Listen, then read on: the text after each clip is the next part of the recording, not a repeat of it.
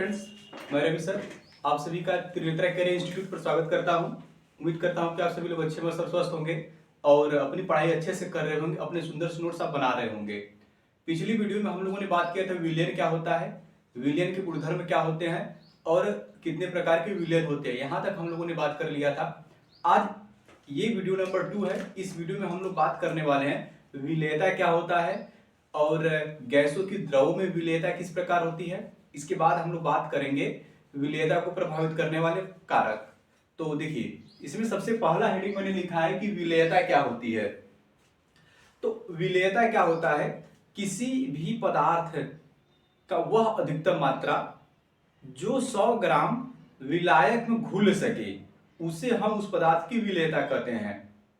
मैंने कहा आप किसी भी पदार्थ को लीजिए, उसे आप वाटर में डिजॉल्व करिए, पानी में घोलिए, तो आप निश्चित अमाउंट में, निश्चित मात्रा में जो पानी लिए हैं उस पानी में आप जितना अधिक से अधिक विलेय पदार्थ को घोल सकते हैं, तो उसी विलेय पदार्थ के घुलने की प्रक्रिया को हम क्या बोलेंगे, विलेयता बोलेंगे। जितना अधिक से अधिक हम लोग घोल सकेंगे, या फिर आप कह सकते हैं कि जो संतृप्त विलेय है उसमें हम अधिक से अधिक विलेय पदार्थ को घोल लेते हैं और आवश्यकता से अधिक नहीं घोल पाते हैं। तो संतृप्त विलयन का जो सांद्रता होता है उसी सांद्रता को ही हम लोग क्या बोलते हैं, विलेयता बोलते हैं। तो यहां पर मैं विलेयता की परिभाषा लिखूंगा कि निश्चित ताप पर या फिर स्थिर ताप पर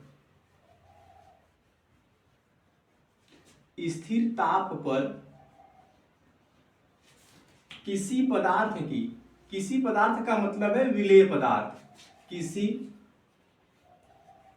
विलेय पदार्थ की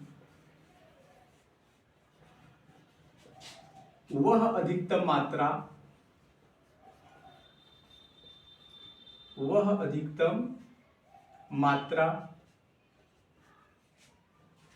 जो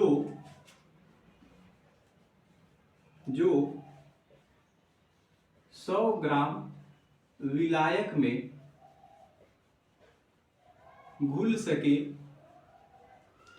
100 ग्राम विलायक में घुल सके,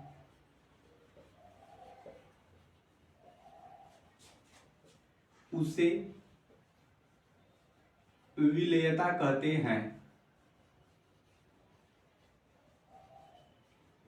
विलेयता कहते हैं।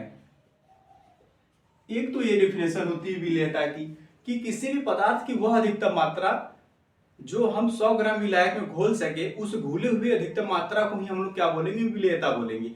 एक तो ये डेफिनेशन आप लिखिए। अगर ये डेफिनेशन आप नहीं लिख पा रहे हैं तो आप याद करके एक और डेफिनेशन इसका आप लिख सकते हैं। एक और डेफिनेशन आप क्या लिखेंगे, आप लिखेंगे कि किसी भी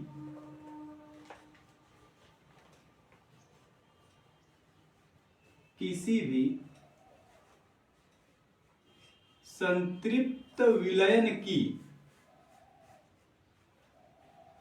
किसी भी संतृप्त विलयन के सांद्रता को, किसी भी संतृप्त विलयन के सांद्रता को विलेयता कहते हैं।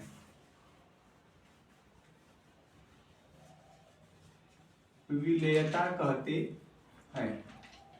एक तो ये डेफिनेशन है कि किसी भी संतृप्त विलयन की जो सांद्रता होगी उसी सांद्रता को हम लोग क्या बोलेंगे, विलेयता बोलेंगे। इतनी बात क्लियर है। अब इसके बाद हम लोग क्या पढ़ेंगे, इसके बाद एनसीईआरटी लिखती है, एनसीईआरटी लिखती है गैसों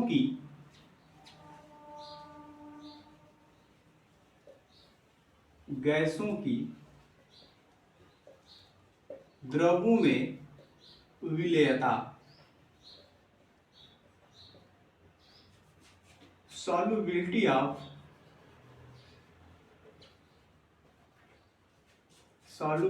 of gases in liquid, यानी कि कोई भी गैस हम लिक्विड में किस प्रकार घोलते हैं, अब इसकी बात हम लोग करेंगे। तो अब देखिएगा, जितनी भी गैसें होती हैं सभी गैसों की जल में घुलनशीलता अलग अलग होती है। तो यहां मैं एक पॉइंट लिखूंगा कि अलग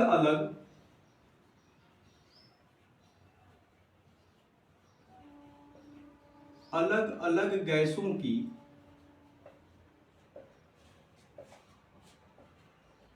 द्रवों में विलेयता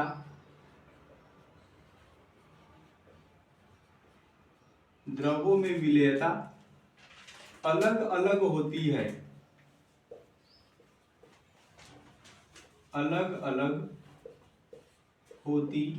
है, यानी जितने भी गैसें होती हैं उन सभी गैसों की जो द्रवों में विलेयता होती है वो अलग अलग होती है। जैसे मैं एग्जांपल देता हूं आपको, अगर मैं एक एग्जांपल दूं आपको, तो एग्जांपल में मैं लिखूंगा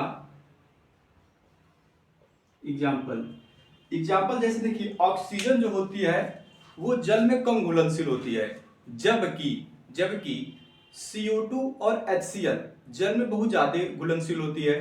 तो एग्जांपल हम लिखेंगे ऑक्सीजन यानी कि O2 जल में कम विलेय होती है या फिर कम घुलनशील होती है। कम विलेय का मतलब है कि कम घुलनशील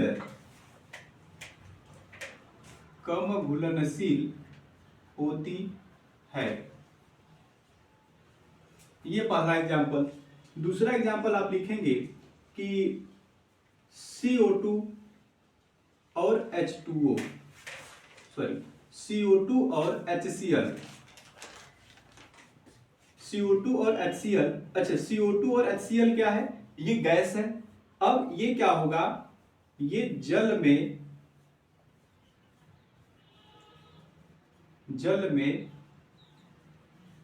अधिक घुलनशील होते हैं,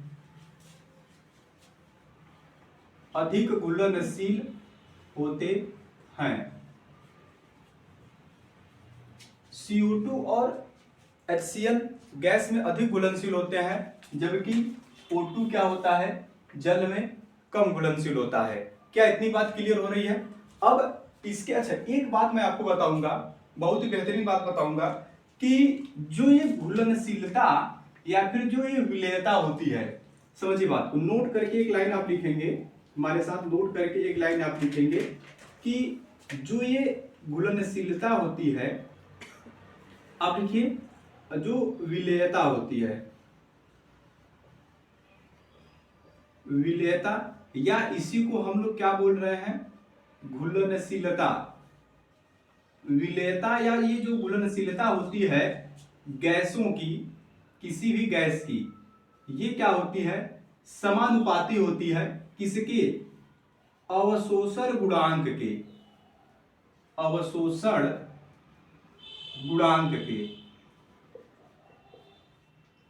समझ रहे हैं बात? बहुत ही इंपॉर्टेंट लाइन है कि किसी भी गैस की जो विलेयता होती है या किसी भी गैस की जो घुलनशीलता होती है, ये अवशोषण गुणांक के क्या होता है, समानुपाती होता है। मतलब यह है कहने का कि किसी भी गैस का यदि अवशोषण गुणांक बढ़ेगा, तो अवशोषण गुणांक जब बढ़ेगा तो उसकी घुलनशीलता क्या हो, उतना ही ज्यादा होगा। अब आपके मन में एक बात आ रहा होगा कि तो सर ने तो बता दिया कि अवशोषण गुणांक क्या होगा, बढ़ेगा तो विलेयता भी बढ़ेगा। अब ये अवशोषण गुणांक होता क्या है, तो आप हेडिंग लगाइए अवशोषण गुणांक। हमारे साथ आप नोट में ही एक हेडिंग लगाएंगे अवशोषण गुणांक। हेडिंग है आपका अवशोषण गुणांक। इसे इंग्लिश में आप कहेंगे एब्जॉर्प्शन,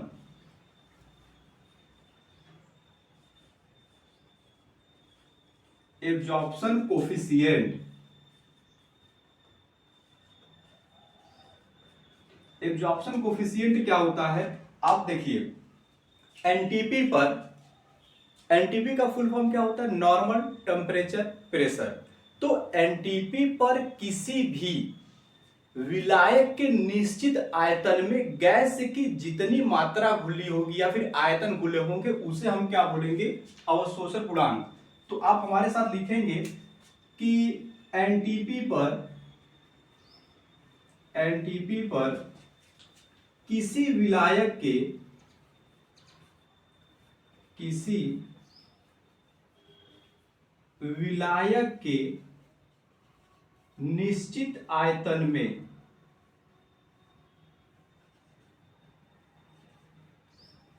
निश्चित आयतन में निश्चित आयतन में गैसों का जितना आयतन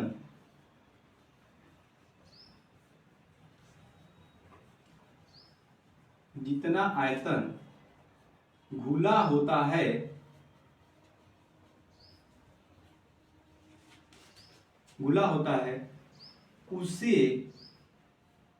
उसे हम क्या बोलेंगे? अवशोषण गुणांक कहते हैं। क्या इतनी बात क्लियर है? अवशोषण गुणांक कहते हैं। मैंने कहा कि जो ये विलेयता होती है या जो ये घुलनशीलता होती है किसी भी पदार्थ की, वो होता है क्या है? मैंने कहा कि जो विलेयता या घुलनशीलता होता है किसी भी गैसों का, वो क्या होता है? अवशोषण गुणांक के समानुपाती होते हैं, डायरेक्टली प्रोपोर्शनल होता है। समानुपाती या डायरेक्टली प्रोपोर्शनल का मतलब ये होता है कि यदि एक बढ़ेगा तो दूसरा भी क्या होगा? बढ़ेगा ही बढ़ेगा। तो अवशोषण गुणांक यदि गैस का क्या होगा? बढ़ेगा, तो विलेयता या गैसों की घुलनशीलता द्रव में क्या होगा? बढ़ेगा। तो अब अवशोषण गुणांक क्या होता है? तो मैंने कहा कि एनटीपी पर किसी विलायक के निश्चित आयतन में हम किसी भी गैस की जितना अधिकतम मात्रा क्या कर सके? घोल सकते हैं, या जितना अधिकतम मात्रा घुली होगी उसी अधिकतम मात्रा को हम क्या बोलेंगे? अवशोषण गुणांक बोलेंगे। क्या इतनी बात क्लियर है? इतनी बात क्लियर हो गई आप लोग की? तो देखिए, अभी तक मैंने आपको पढ़ाया कि विलेयता क्या होता है और गैसों की द्रवों में विलेयता किस प्रकार होती है। इसमें मैंने आपको बताया कि अलग अलग गैसों की विलेयता अलग अलग होती है। जैसे CO2 HCl ज्यादा घुलनशील होता है और O2 कम घुलनशील होता है। इसके बाद मैंने आपको बताया विलेयता अवशोषण गुणांक के समानुपाती होता है। अवशोषण गुणांक बढ़ेगा तो विलेयता भी बढ़ेगा। और अवशोषण गुणांक क्या होता है, इतना आप नोट्स लिखिए पोस्ट करके वीडियो को, या फिर इसका आप एक स्क्रीनशॉट लीजिए। अब इसके बाद हम लोग बात करेंगे विलेयता को प्रभावित करने वाले कारक। जल्दी से आप इसका एक स्क्रीनशॉट लीजिए। ठीक, चलिए अब मैं इसको मिटाता हूं। अब इसके बाद हम लोग बात करेंगे विलेयता को प्रभावित करने वाले कारक। आप जब भी पढ़ने बैठेंगे कापी और पेन लेके बैठेंगे, आप हमारे साथ नोट्स अपना बनाते रहेंगे ताकि आपको दोबारा रिवीजन करने में आसानी से हो जाए और आपका रिवीजन भी हो जाए और आपको दिक्कत भी ना हो। तो देखिए, अब हम लोग पढ़ेंगे गैसों की द्रव में विलेयता को। आप हेडिंग दीजिए हमारे साथ, गैसों की द्रवों में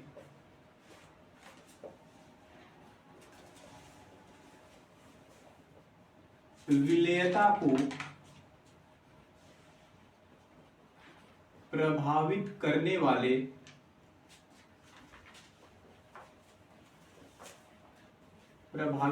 वाले कारक। इसको आप इंग्लिश में कहेंगे factor affecting solubility of gas in liquid. तो इसमें सबसे पहला मैं आपको फैक्टर बताऊंगा, गैस की प्रकृति क्या होनी चाहिए। ये तो आपका हो गया हेडिंग। तो सबसे पहला फैक्टर है गैस की प्रकृति। गैस की प्रकृति, गैस की प्रकृति कैसी होनी चाहिए? आप लिखेंगे nature of gas. Nature of gas. अब समझिएगा बात को।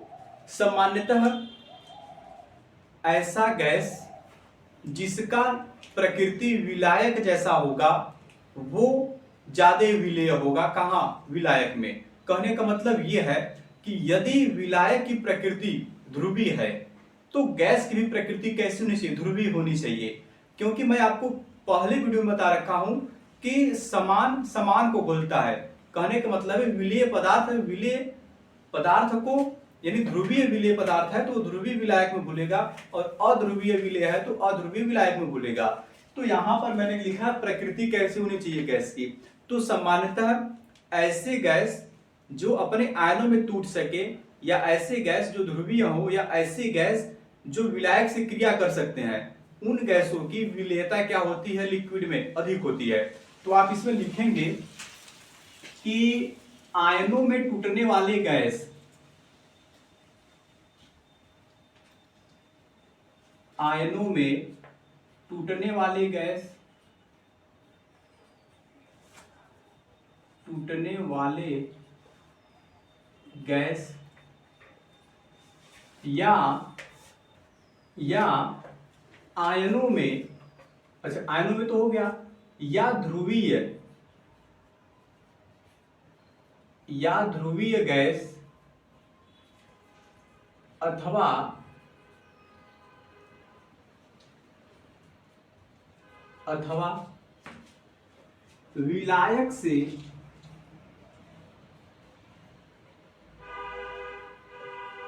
विलायक से क्रिया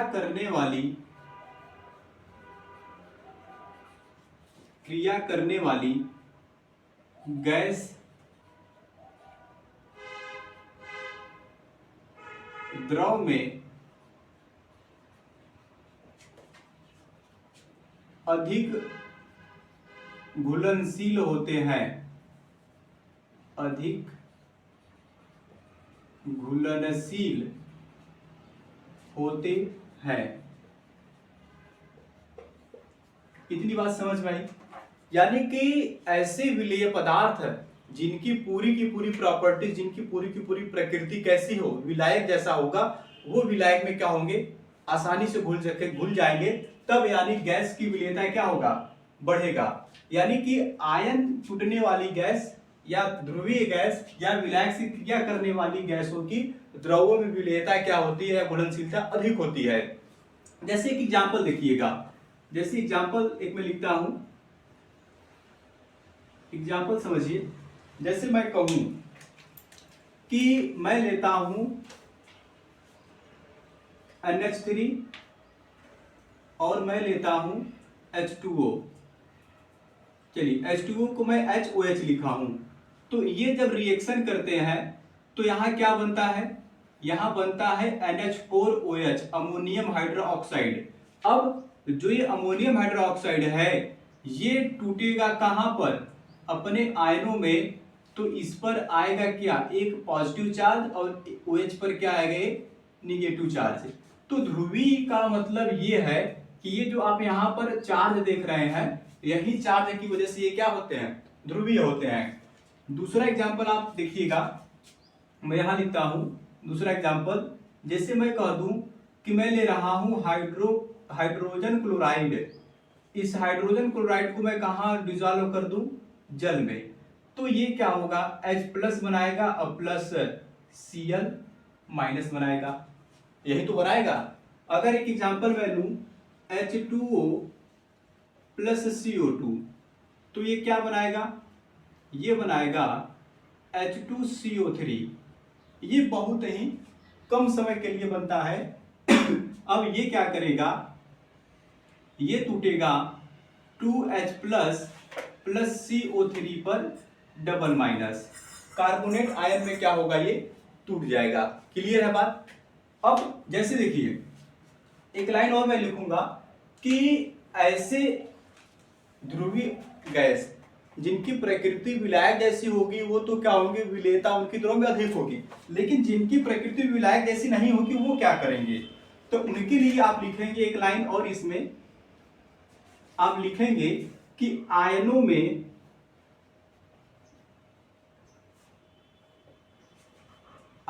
में न टूटने वाली गैस या अध्रुवीय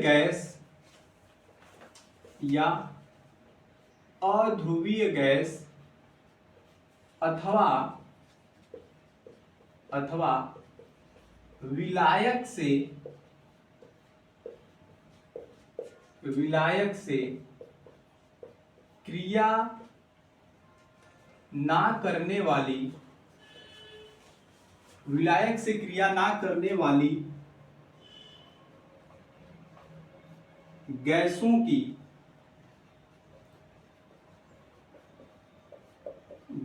की द्रवों में विलेयता कहिए, या इसी को हम क्या बोल सकते हैं, घुलनशीलता कम होती है। एग्जाम्पल आप क्या लिखेंगे इसका, इसका एग्जाम्पल हम लोग क्या लिखेंगे, इसका एग्जाम्पल हम लोग लिखेंगे ऑक्सीजन। ऑक्सीजन जो होता है वो क्या होता है, जल में कम घुलनशील होता है। ऑक्सीजन जल में क्या होगा, कम घुलनशील होता है। क्या ये बात क्लियर है आप सभी का? अब हम दूसरे नंबर पे बात करेंगे विलायक की प्रकृति। दूसरे नंबर पे आप सब लोग हेडिंग लगाएंगे हमारे साथ, विलायक की प्रकृति, और ब्रैकेट में लिखेंगे नेचर ऑफ सॉल्वेंट। सामान्यतः ऐसा होता है, विलायक की प्रकृति अगर ध्रुवीय है तो इसमें ध्रुवीय विलेय पदार्थ घुलेगा। यदि विलायक की प्रकृति अध्रुवीय है तो इसमें क्या होगा, अध्रुवीय विलेय पदार्थ घुलेगा। तो आप लिखेंगे इसमें कि विलायक की प्रकृति में सामान्यतः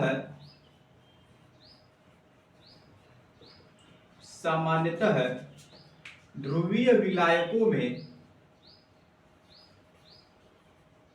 ध्रुवीय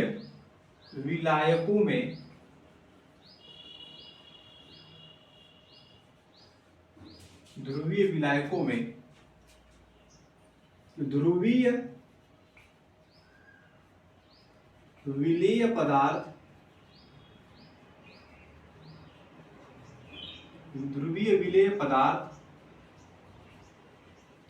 अधिक घुलनशील होते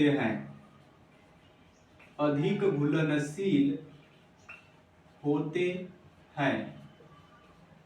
क्लियर है बात?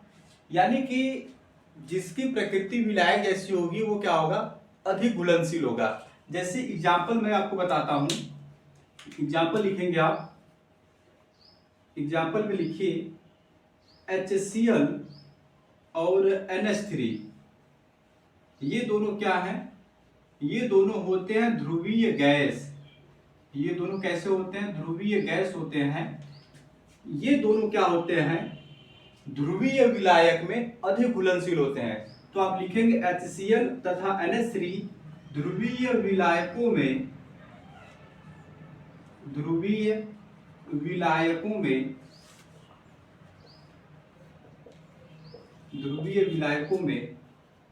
अधिक घुलनशील होते हैं।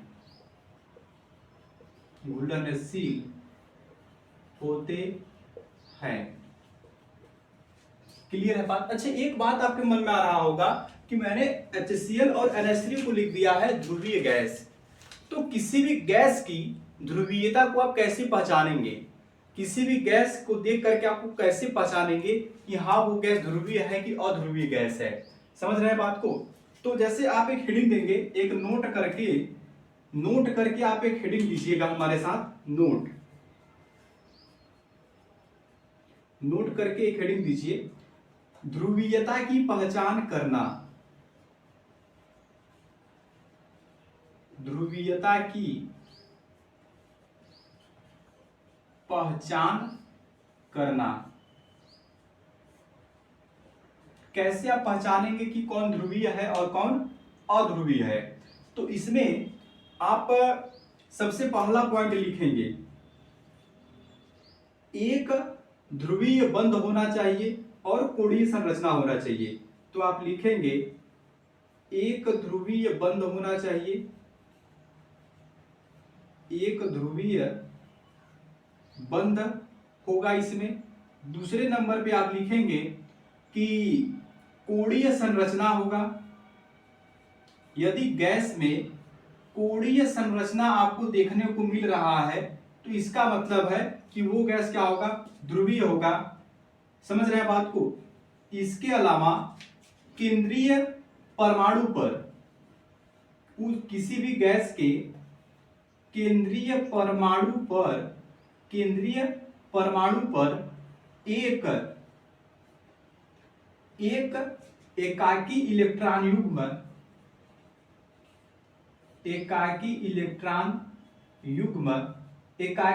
युग्म का मतलब है लोन पेयर।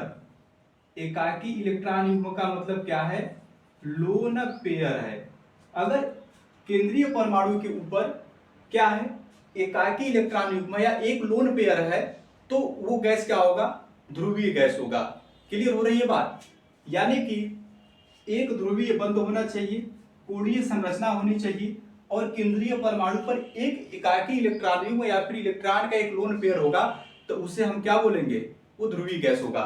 जैसे यहां पर मैंने क्या किया है, HCl और NH3 एग्जाम्पल लिया है। तो चलिए मैं आपको समझाता हूं कि HCl और NH3 मैंने क्यों लिया है, क्योंकि ये ध्रुवीय गैस है। कैसे है समझिए।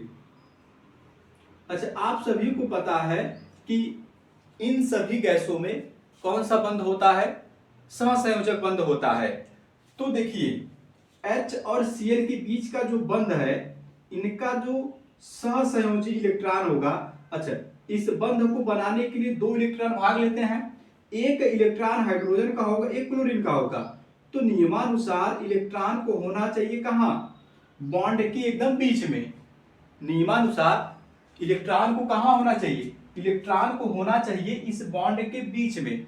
लेकिन ऐसा नहीं होता है। जो ये इलेक्ट्रॉन है ये हल्का सा खिसक जाता है किधर, क्लोरीन की ओर। जब क्लोरीन की ओर खिसक जाता है इलेक्ट्रॉन, तो क्लोरीन पर क्या आता है, स्लाइडली नेगेटिव चार्ज यानी आंशिक ऋण आवेश आता है, और हाइड्रोजन पर क्या आएगा, आंशिक धन आवेश आएगा। ऐसा क्यों हो गया कि इलेक्ट्रॉन बीच में न होकर के क्लोरीन की ओर खिसक गया, क्योंकि जो इलेक्ट्रोनेगेटिविटी ऑफ क्लोरीन होता है वो क्या होता है, बहुत ज्यादा होता है as compare to electronegativity of hydrogen. यानी कि इलेक्ट्रोनेगेटिविटी ऑफ हाइड्रोजन का मतलब यह है कि क्लोरीन की विद्युत ऋणात्मकता बहुत अधिक होती है हाइड्रोजन के विद्युत ऋणात्मकता की तुलना में।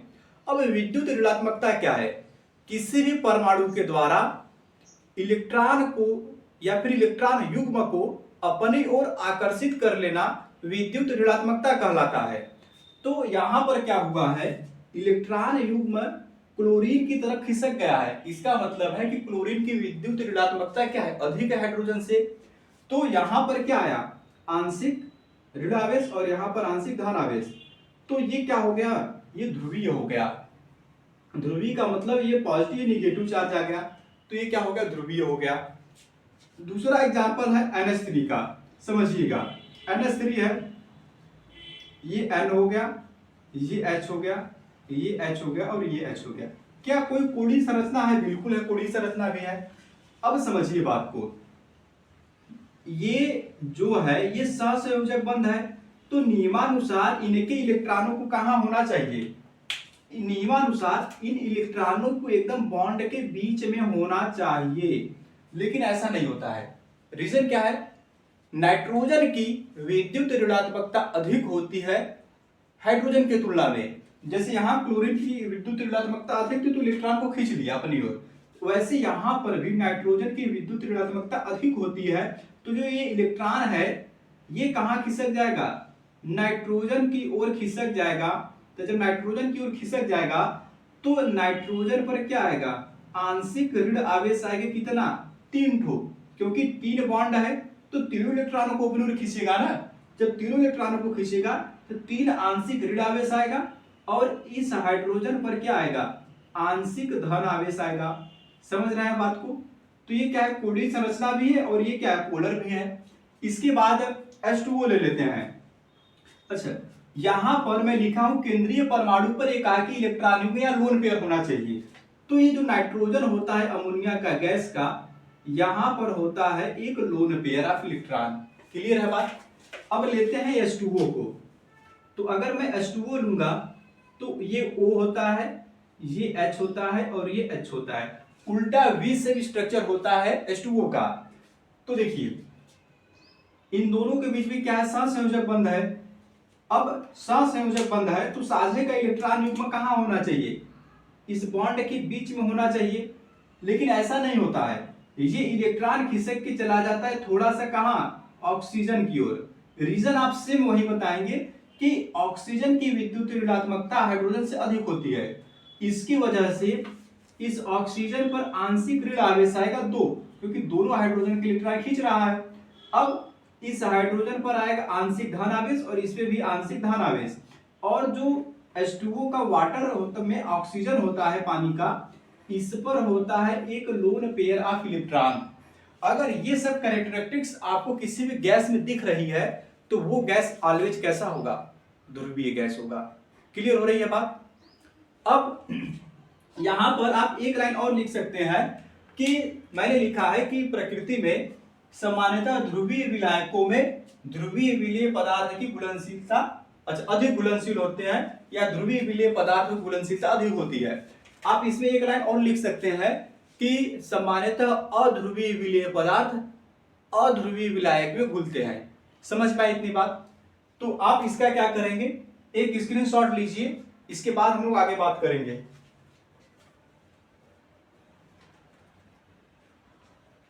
चलिए अब मैं इसको इरेज करता हूं। अब इसके बाद हम लोग पढ़ेंगे तापमान का प्रभाव। पहला तो हो गया गैस की प्रकृति और दूसरा हो गया विलायक की प्रकृति। अब हम लोग देखते हैं कि किस प्रकार टेम्परेचर जो है प्रभावित करता है विलेयता को।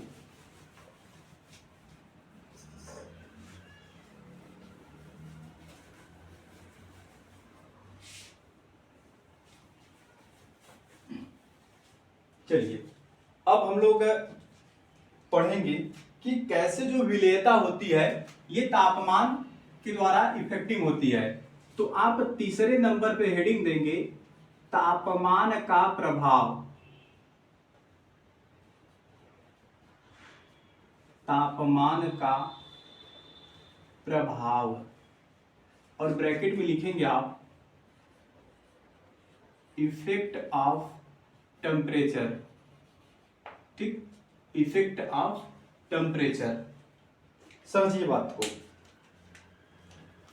आप क्लास 11th में केमिकल इक्विलिब्रियम यानी रासायनिक साम्यावस्था में आप एक चैप्टर पढ़ के आए होंगे जिसका नाम था, अच्छा रासायनिक साम्यावस्था नाम ही है, उसमें आपने ये पढ़ा होगा कि लासातेलिये का नियम क्या होता है।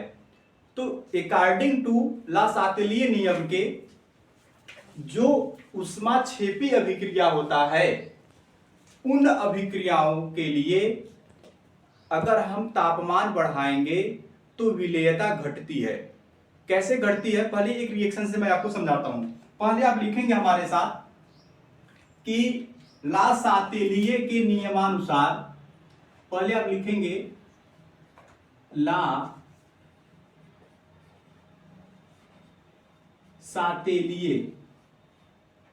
लासातेलिये के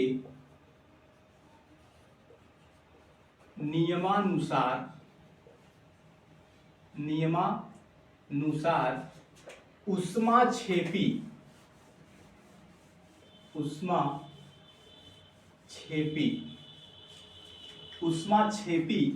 अभिक्रिया, ऊष्माक्षेपी अभिक्रिया का मतलब यह है एक्सोथर्मिक रिएक्शन। अच्छा, इसके लिए जो डेल्टा सॉल्यूशन के हीट का मान होगा वो 0 से क्या होगा, कम होगा। ठीक, ऊष्माक्षेपी अभिक्रिया के लिए तापमान बढ़ाने पर या तापमान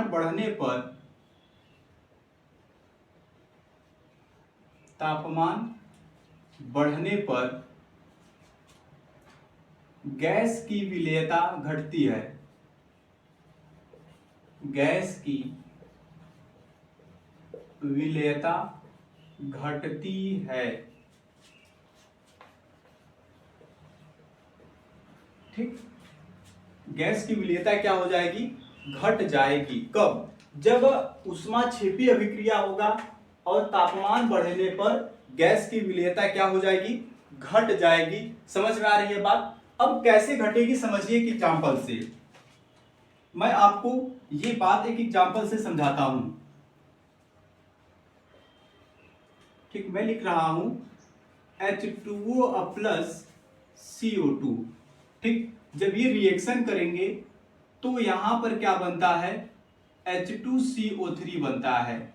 इसके साथ साथ इस रिएक्शन से क्या रिलीज होती है, उष्मा, यानी हीट क्या होगा, रिलीज होगा। मैंने लिखा है यही डेल्टा एच सोल्यूशन, इसमें से क्या निकलेगी, उष्मा। यानी ऐसी अभिक्रिया जिसमें से उष्मा उत्सर्जित होगा उसे क्या कहेंगे, ऊष्माक्षेपी अभिक्रिया, और जिसमें उष्मा की जरूरत होगी उसे उष्मा शोषी अभिक्रिया कहेंगे। तो अब समझिए बात को। अगर ये एक रिएक्शन है, अब ये रिएक्शन किस प्रकार जो है ला-शास्त्रीय नियमानुसार इसकी विलेयता घटेगी। समझिए बात को। ये तो अभिक्रिया हो गया। अब इस अभिक्रिया को मैं क्या करूंगा, इसकी व्याख्या लिखूंगा। ठीक, अब मैं इसका व्याख्या करता हूं कि कैसे जो है ये तापमान बढ़ने पर ला-शास्त्रीय नियमानुसार कैसे जो है इसकी विलेयता घटेगी। अगर हम इस अभिक्रिया का जो तापमान है, समझ रहे हैं बात को, यानी इस अभिक्रिया का हम तापमान क्या करेंगे, बढ़ाएंगे। तो तापमान बढ़ाएंगे तो इसका जो हीट है, हीट भी क्या होगा, बढ़ेगा। क्योंकि तापमान बढ़ने का मतलब हीट तो बढ़ेगा ही बढ़ेगा। जब हीट बढ़ेगा तब क्या होगा, हीट बढ़ेगा तब जो अभिक्रिया है, हीट बढ़ने के बाद जो ये अभिक्रिया है, ये अभिक्रिया कहां होगा, ये अभिक्रिया तब पश्चिम दिशा में होगा। कहां होगा, पश्चिम दिशा में होगा। अतः इसका मतलब यह है कि इसका मतलब यह है कि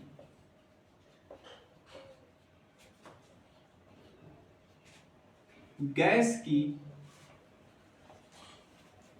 द्रव में विलेयता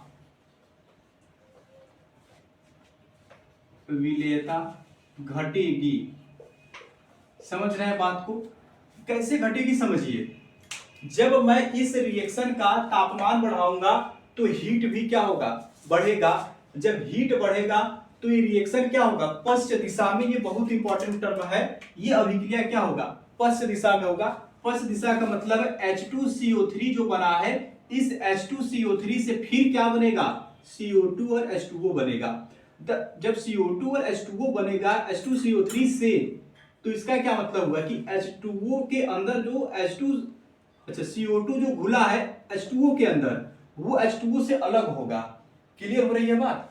मैंने कहा कि जब इसका तापमान बढ़ाएंगे तो हीट बढ़ेगा, हीट बढ़ेगा तो पश्चिम दिशा में अभिक्रिया होगा, पश्चिम दिशा में होगा। इसका मतलब यह है कि H2CO3 टूट करके फिर से क्या बनेगा, H2O और CO2। तो जब H2 और CO2 बनेगा तो H2O के अंदर जो CO2 डिसॉल्व है वो अलग हो जाएगा। इसका मतलब है विलेयता क्या हो गई, घट गई।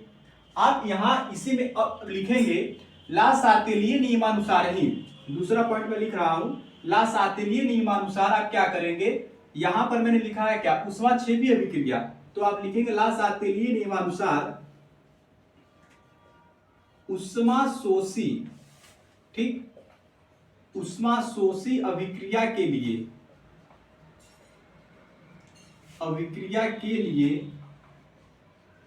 अच्छा, उष्मा शोषी अभिक्रिया का मतलब क्या है, उष्मा शोषी अभिक्रिया का मतलब है कि डेल्टा सॉल्यूशन के हीट का जो मान होगा वो क्या होगा, 0 से ज्यादा होगा। बस यही बात आपको ध्यान रखनी है। के लिए ताप बढ़ने पर विलेयता क्या होगा, बढ़ती है, विलेयता बढ़ती है। ये बात क्लियर है, क्लियर है बात। अच्छा, नोट करके आप एक लाइन लिखेंगे, नोट करके आप एक लाइन लिखेंगे इसी में कि हाइड्रोजन तथा हीलियम, हाइड्रोजन तथा हीलियम गैसों की द्रवों में विलेयता या घुलनशीलता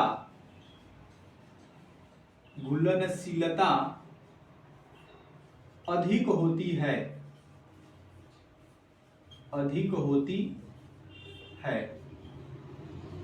क्या ये बात क्लियर है? किस गैस की कम होगी? ऑक्सीजन गैस की कम होगी। क्या यहां तक बात क्लियर है? क्या मैंने आपको बताया तापमान का प्रभाव कैसे जो है तापमान विलेयता को प्रभावित करेगा।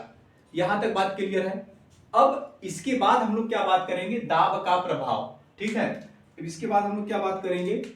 चौथे नंबर पे हम लोग बात करने वाले हैं दाब का प्रभाव। दाब का प्रभाव ब्रैकेट में आप लिखेंगे इफेक्ट ऑफ प्रेशर। ठीक, इफेक्ट ऑफ प्रेशर, कैसे दाब घटेगा या बढ़ेगा, तो कैसे विलेयता घटेगा या बढ़ेगा, कैसे विलेयता प्रभावित होगा। समझिए बात को। अगर मैं कहूं कि हमारे पास ये एक बीकर है, ये क्या है? बीकर है। इसमें मैंने यहां तक मैंने इसमें पानी भर रखा है। समझ रहे हैं बात को? यहां तक मैंने क्या भर रखा है? H2O भर रखा है। और H2O के जस्ट ऊपर मैं इतने पूरे पार्ट में या इतने पूरे भाग में मैंने भर रखा है किसी गैस को। समझ रहे हैं बात को? ये मैंने भर रखा है क्या? गैस। अब मैं कहूं कि आप एक काम करिए, इस गैस के ऊपर प्रेशर लगाइए, गैस के ऊपर एक दाब लगाइए। ये हो गया मान लीजिए एक पिस्टन हो गया ये। समझ रहे हैं बात को? अब ये हो गया एक पिस्टन। इस पिस्टन की सहायता से क्या करना है? अब इस पिस्टन की सहायता से इस पर दाब लगाना है। तो जरा हमें ये बताइए, जब हम इस पिस्टन को दबाएंगे कहाँ? नीचे की ओर। जब नीचे की ओर दबाएंगे तो ये पूरा का पूरा गैस क्या होगा? नीचे की ओर दबेगा। यानी जब नीचे की ओर दबेगा तो इसका मतलब है कि ये गैस द्रव में क्या होंगे? बहुत तेजी से घुलेंगे। द्रव में गैस घुलने का मतलब ये है कि जो गैस है ये जल के इंट्रामॉलिक्यूलर स्पेस में चले जाते हैं। तो इसका क्या मतलब हुआ कि अगर हम दाब बढ़ाएंगे तो विलेयता बढ़ेगी। यानी विलेयता क्या है? समानुपाती है दाब के। अगर हम दाब को घटाएंगे तो विलेयता क्या होगा? घटेगी। तो आप इसमें लिखेंगे कि दाब बढ़ाने पर यानी गैसों का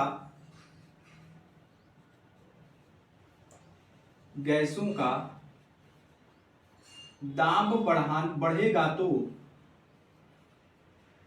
बढ़ेगा तो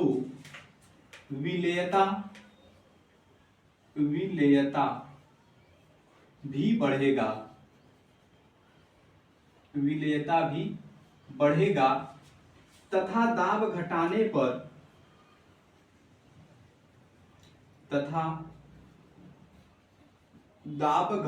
पर विलेयता घटती है। क्या यहां तक बात समझ में आई? या तो आप सीधे लिख सकते हैं कि जो घुलनशीलता है, या तो आप ऐसे लिख सकते हैं इसी चीज को छोटे में कि जो घुलनशीलता है, समझिए बात को, जो घुलनशीलता है या फिर जो विलेयता है, ये क्या होगा? ये समानुपाती होगा किसके? दाब के। ये समानुपाती होगा दाब के। इसका मतलब ये है कि अगर हम दाब को बढ़ाएंगे तो गैस की द्रव में विलेयता बढ़ेगी, अगर दाब को घटा देंगे तो क्या होगा? घटेगा। मतलब एक बढ़ेगा तो दूसरा भी क्या होगा? बढ़ेगा। क्या यहां तक आपको बात समझ में आई? ठीक, तो उम्मीद करता हूं कि आपको ये वीडियो अच्छे समझ में आई होगी और आपने अपना नोट्स बनाया होगा। ऐसे ही मैं आपको अब अगले वीडियो में लेके आऊंगा हेनरी का नियम क्या होता है और उस पर कितने भी एनसीईआरटी में आंकिक प्रश्न दे रखे हैं, हम लोग उसकी बात करेंगे नेक्स्ट वीडियो में। यदि आप पहला वीडियो नहीं देखे हैं तो आप पहला वीडियो देख लीजिएगा, इसके बाद ये वीडियो देखेंगे तो आपको ज्यादा बेहतरीन समझ में आएगा। ठीक, okay, thanks for watching this video, bye.